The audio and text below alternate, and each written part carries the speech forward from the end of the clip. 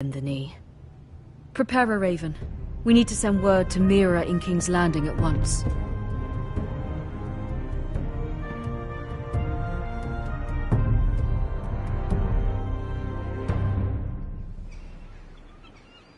Your sister can help us. Although just a handmaiden, she has Marjorie Tyrell's favor. And Lady Marjorie's betrothal to the king may be enough to keep the Boltons at bay, if it's presented to her as it should be.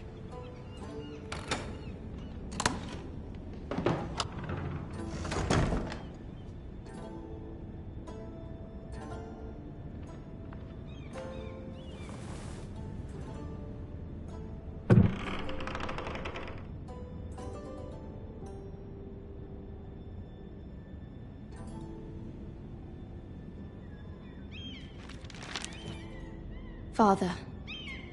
Much excitement here in King's Landing for the coming wedding. Lady Marjorie has proven to be quite popular throughout the city. I do wish you and Mother could come, although I know it would be impossible under the circumstances. I miss all of you, and I look forward to the day you can.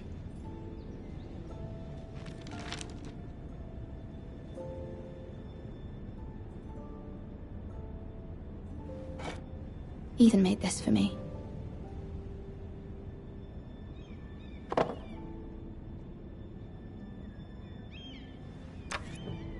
Asher sent me this coin, to remember him. What a strange place, Essos.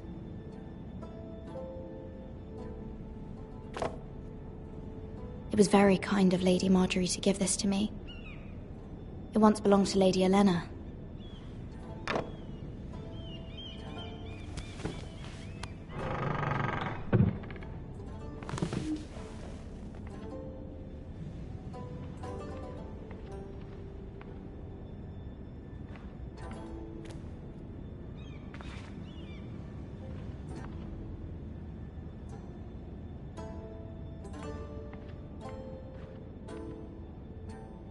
Wonders Made by Man, by Lomas Longstrider. A gift from Roderick. I hope to see them all someday.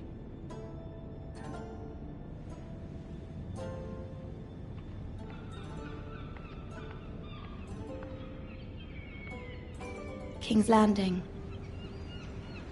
I wonder if it's sunny at Ironrath today.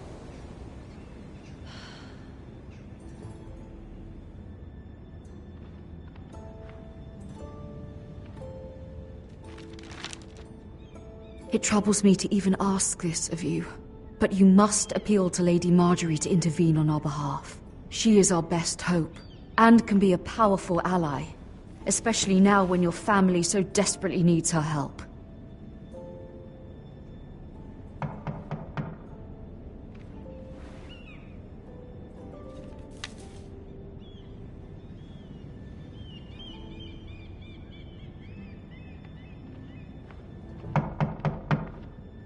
One moment.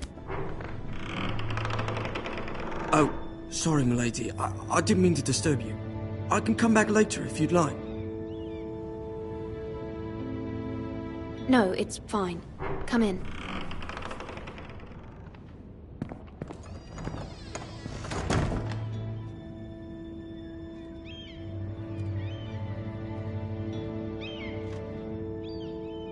Begging your pardon, milady, but you all right? If you don't mind my asking, you seem rather upset. It's private. I'd rather not say. Of course, milady. I didn't mean to pry. Please hurry if you can. Lady Marjorie will be here any minute. Of course, milady. You work for Lady Marjorie? I may be wrong, but it seems like you do. It's widely known that I work for Lady Marjorie. I've seen you with her before. You seem like good friends. I saw Lady Marjorie just this morning, outside the Royal Sept, talking to Queen Cersei. Cersei?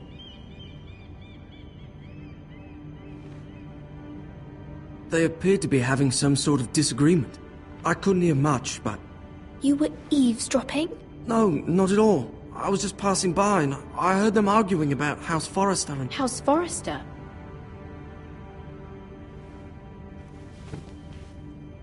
I thought you'd like to know. Forgive me if I was mistaken.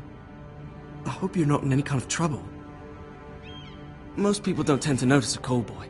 Not in King's Landing, with so many lords and ladies about. You see and hear all sorts of things when people don't even know you're there. Good night, milady.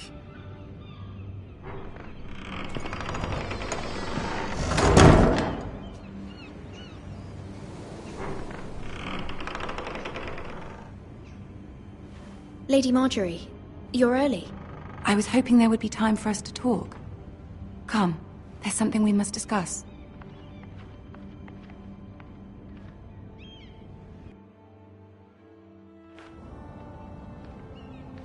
From the day you arrived in Highgarden, I've thought of you more as a friend than as my handmaiden.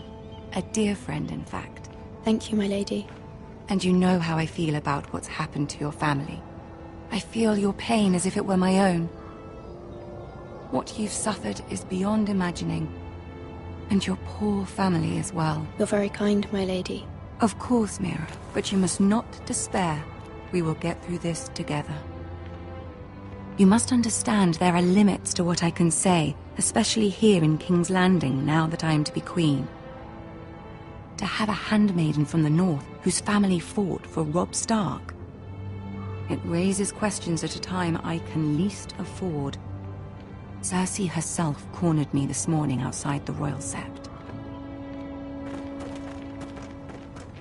She mentioned the northern girl in my service, and she painted you a traitor.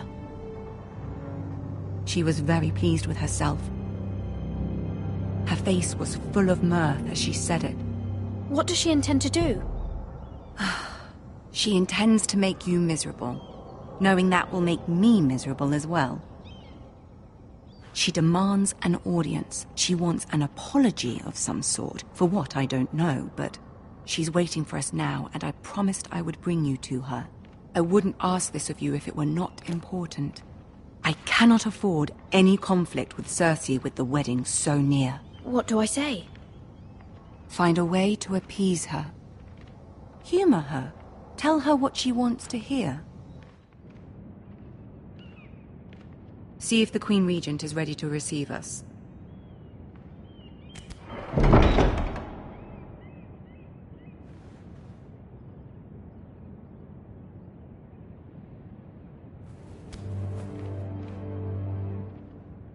You'll be fine. I know you will. You may feel one thing, but you must say another.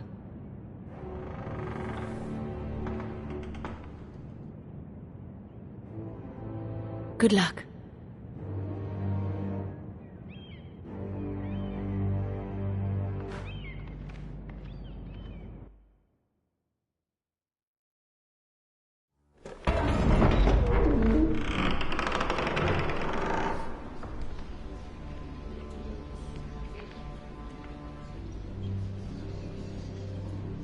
You can do this.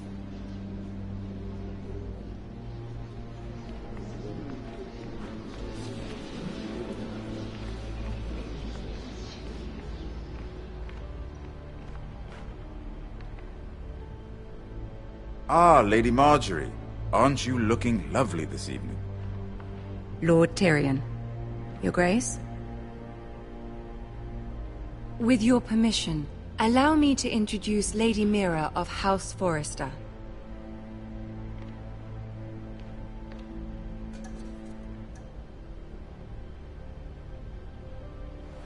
Your Grace.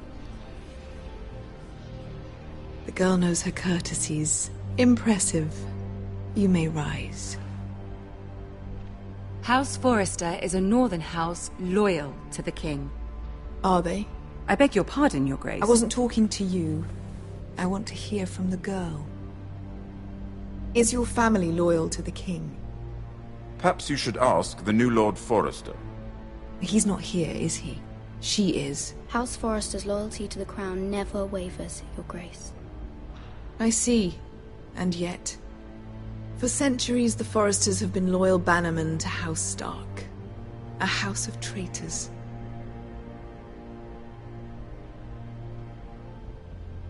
They are noble, not traitors, Your Grace. Noble? Perhaps once. For a northern house. But now they're merely dead. Is your house willing to swear fealty to your new liege lord, Roose Bolton?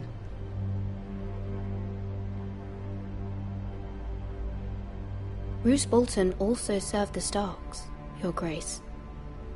And proved his loyalty to the crown by bringing their house to a swift and sudden end. Old allegiances are not easily abandoned. But now that the war is over, we must look to rebuild and forge new alliances. There are ships and shields to be built, and Joffrey will need a steady supply of ironwood for his armies. I'm told there are others who would happily serve that purpose, but I trust we can rely on House Forrester. Forrester Ironwood does seem rather unique. Our talent is unrivaled, Your Grace. Forrester Ironwood is highly sought after in the Seven Kingdoms. So I'm told. And exceeded only by your lack of humility. It would be a shame to see it fall into the hands of another house. I imagine you'd do almost anything to prevent that from happening, wouldn't you? Ask any Lannister, and they'd do whatever was necessary to save Casterly Rock. It would be unfortunate to see another house lay claim to what's yours. I won't dishonor myself, Your Grace. I see. What would you have the girl do, Cersei? It's not as if she fought beside the Starks, wielding a battle axe for the Northern Army. It raises an interesting question, I suppose. Can we truly blame those who end up on the wrong side of the war? Our dear Marjorie here was betrothed to Renly Baratheon on the false assumption that he would one day rule the Seven Kingdoms. Can we fault her for her mistake? Should she be held accountable?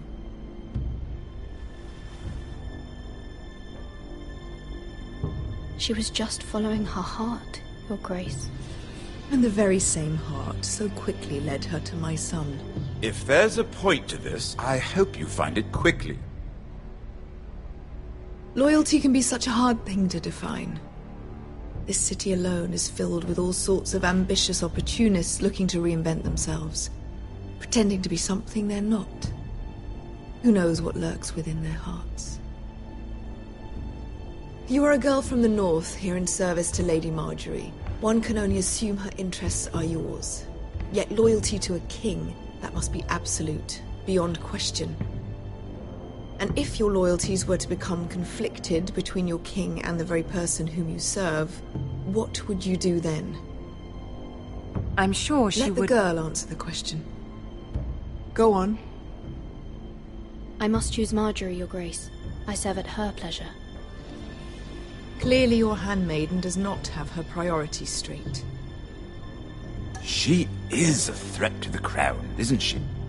The most dangerous handmaiden in all of King's Landing. She's headstrong, isn't she? Not surprising, I suppose, for a northern girl. But not very encouraging either. I'd like a word with you, if I may. Of course, Your Grace.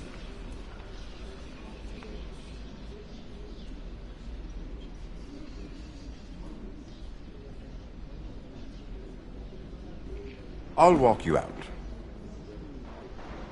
This may come as a surprise, but I met your father once, at the tourney at Lannisport. Even then he didn't trust Roose Bolton.